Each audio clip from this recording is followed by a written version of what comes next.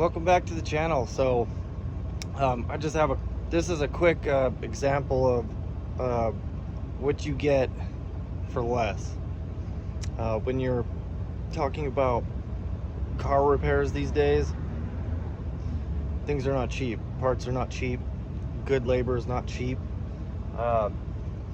and when you try to save money, we all try to save money on everything, but this is one of those things where you need to be careful because you pay the wrong guy to do an engine job. It can turn real bad. This is a 91 Sierra, and it needed an engine, so my client, he found some guy that would do it. He'd put this used engine in here and was only going to charge him 800 bucks. So I mean, you know, for one, there's still mouse crap from the junkyard sitting on there. I mean, the guy didn't blow it off, suck it off with a vacuum, you know. This is the cable that goes to the battery from the alternator when it charges. I don't know if you guys can see that. It broke, so he just wedged the cable between the broken crimp, and it just wedged it on there. Yeah, good, I guess. These transmission lines, they're not the right thread.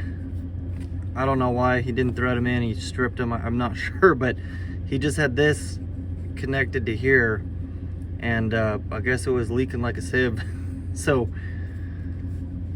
eventually the car just wouldn't move, and I'm guessing it's because it's out of fluid. You look over here, this is the transmission dipstick that is supposed to be secured to the bell housing or the head. Just depends on the application, but this is how you check it, except for this will not come out. Any way you move it, twist it, whatever, it's stuck. So my question is, how did the guy make sure there was enough fluid in there?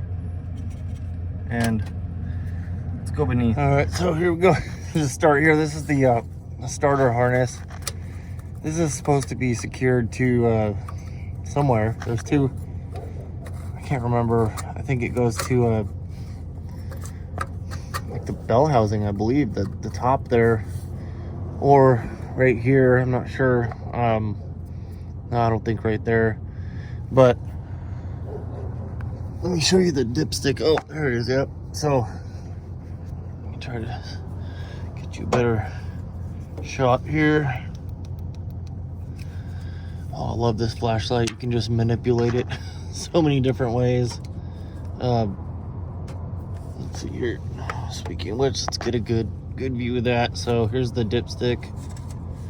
It's loose. If you let me see here. There we go. So you can see me wiggle this. I had a rag and where I did it. Anyways, see, it's not seated in there.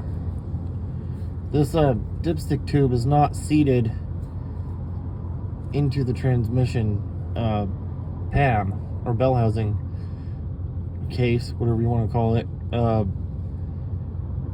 and I believe it all leaked out. You know, let's hope that it just leaked out and then just simply won't go into gear, rather than it wasn't adjusted, it was driven on the highway. It just drove for about a day before it broke down again, and it burnt the transmission up. That's a possibility. So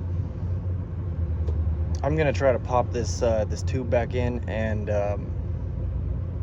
just kind of go over it with my client, you know, clean it up a little bit, but let's see if that fluid's a fix.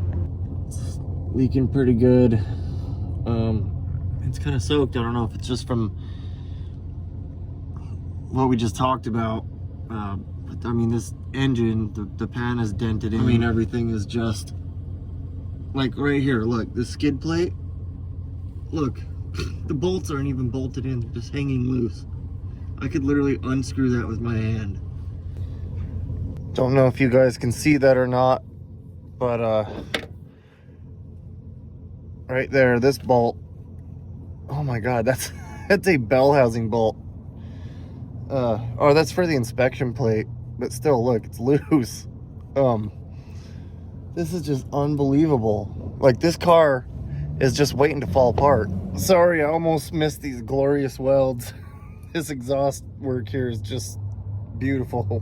Just look at that. Oh my god. So I was just gonna yank this out. I yanked it out because I was like, it's gotta come out, you know. And I tried to put it back in, and if you look down in there, these tubes can be kind of a bear if you don't get them in at the right point in time during the engine replacement, if you forget. So what he did is he bent it so it would fit down in there easy, and then I didn't think to unbend it. It's just getting it up to operating temp, and you can see we got another coolant leak here dripping on the manifold. Just want to adjust it at temp so get it a little warmer, and you can see here this cruise control cable is also not attached. They probably broke the fitting, or well, that one's not attached, and neither is this one. Oh, that one goes up there. Wow. All right, so I got the transmission. It's pretty warm. It's actually way overfilled. Funny enough, so that can burn a transmission up as well.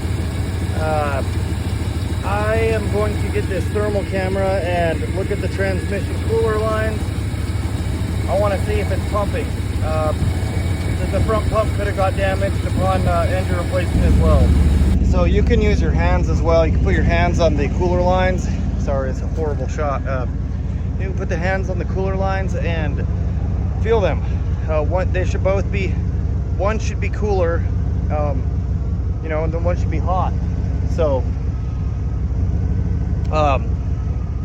you know, if they're cold, then I mean, you got an issue. All right, so you can see this. That's our cooler lines. That's the exhaust. But those two steel lines right there, those are going to be our transmission cooler lines. And if the pump is working, you know, there should be a temp difference. All right, so this is incredibly hard to film down here, but look at that little crosshair in the middle. So we're at 72 degrees on I mean, both those lines are just about the same temp.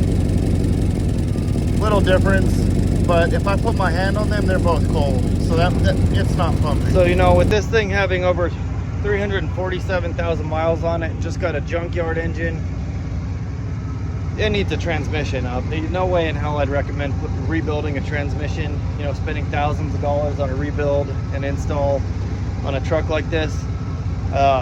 Maybe if the engine job had been performed properly, the truck might have been, you know, rock solid after a new transmission, but I just don't trust it. It's everything's shoddy. The whole truck needs to be gone through.